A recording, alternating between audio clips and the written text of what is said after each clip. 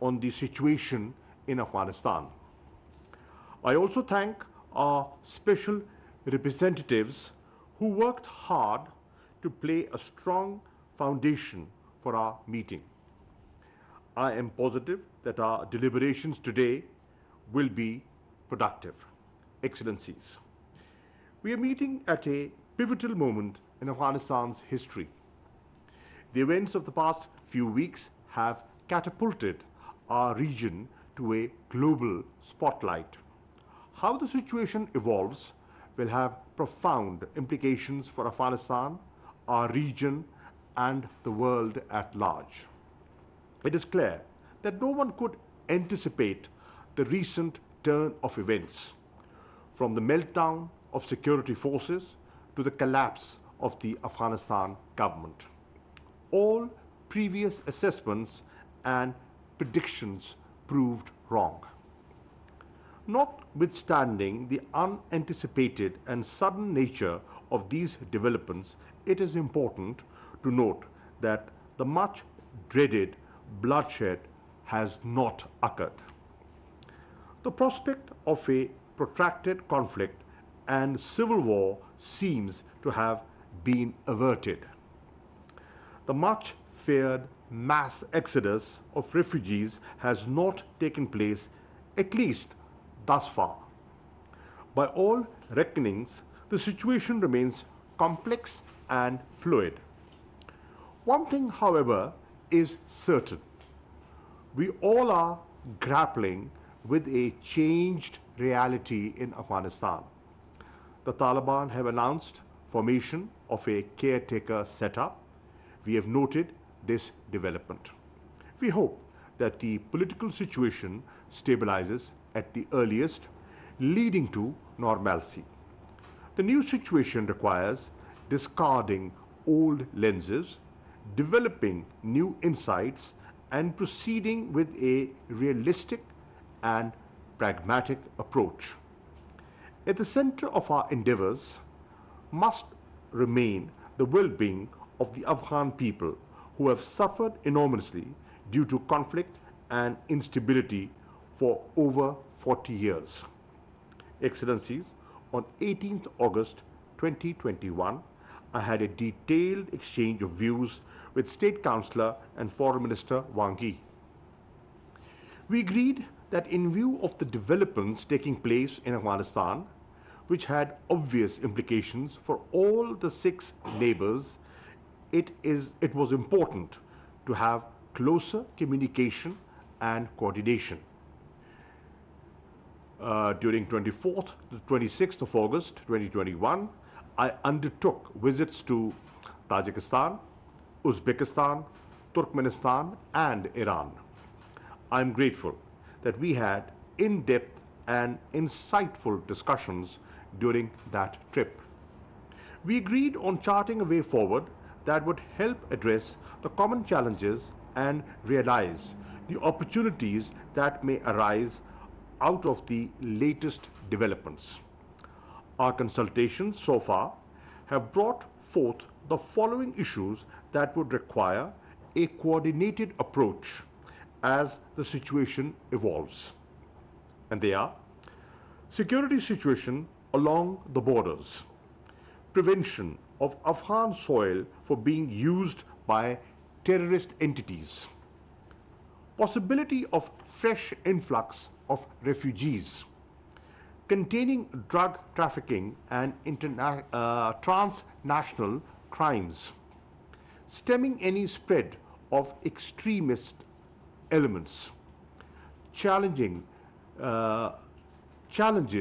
relating to COVID-19 pandemic, impediments to regional connectivity. We also agree that there are rich dividends if peace is secured in Afghanistan. These could include secure borders, end of threat of terrorism from Afghan soil, possibilities of return of refugees, economic stability and improvement in living standards, realization of connectivity projects, enhanced regional economic integration. Excellencies, to advance our common vision of a peaceful, stable, prosperous and interconnected region, Afghanistan must be enabled to get through this testing time and realize its full potential. In our view, there are several key principles and priorities that should guide the efforts in this direction.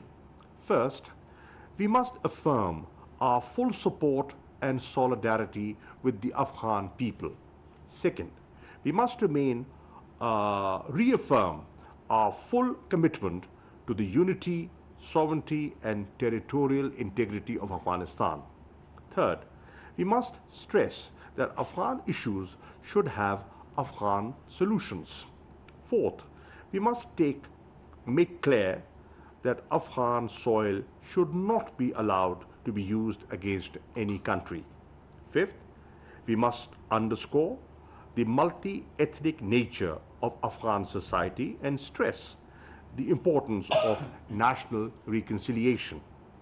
In the wake of recent developments, the key priorities are to prevent a humanitarian crisis that can exacerbate the sufferings of the Afghans. Equally important is to take steps to prevent economic meltdown in the country. If a humanitarian crisis is prevented and economic stability is assured, then peace can be consolidated and a mass exodus precluded. It cannot be stressed enough that this requires enhanced engagement of the international community, particularly at this pivotal juncture. Renewed diplomatic and international presence in the country would reassure the Afghan people. The urgent provision of humanitarian assistance, with UN and its various agencies playing a lead role, would reinforce that process of confidence building. Afghanistan's success to its financial resources would be pivotal in preventing a collapse and reviving the economic activity. Excellencies, I have no doubt that our deliberations today would help us carry forward our collective thinking on a coordinated approach to the myriad aspects of the situation in Afghanistan.